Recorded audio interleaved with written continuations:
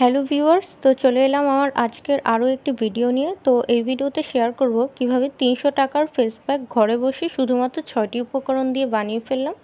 চলো দেখে নেই কী করে ফেস প্যাকটি তোমরাও আমার মতো বানিয়ে নিতে পারো শুধুমাত্র ঘরে বসেই।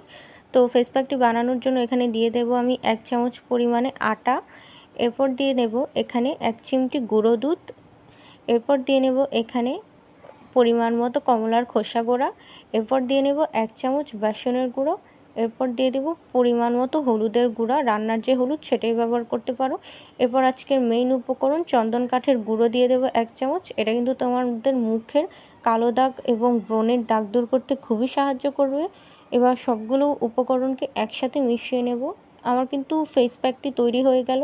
এটা কিন্তু তোমরাও ঘরে থাকা উপকরণ দিয়ে খুব সহজেই তৈরি করতে পারো। ফেস প্যাকটি মেশাতে মেশাতে এই কালার চলে এসছে।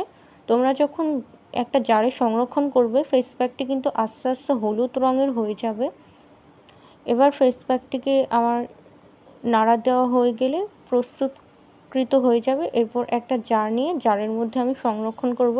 এই যে দেখতে পাচ্ছ আমার গত মাসের ফেস প্যাকটি ছিল, এটা খালি হয়ে গিয়েছে বক্সটা।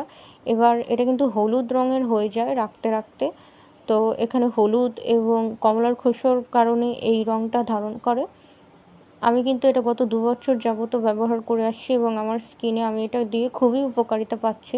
তোমরা দেওয়ার সাথে সাথে অবশ্যই বুঝতে পারবে এবং আমাকে কমেন্ট করে জানাবে, দিদি সত্যি উপকৃত হয়েছি। এবার দিয়ে দেবো 1 চামচ পানি। তোমরা চাইলে এটা লেবুর রস অথবা গোলাপ জল দিয়েও তৈরি করে শুধু মুখে লাগাবে। ব্যাস, হয়ে গেল আমার আজকের ফেস প্যাক।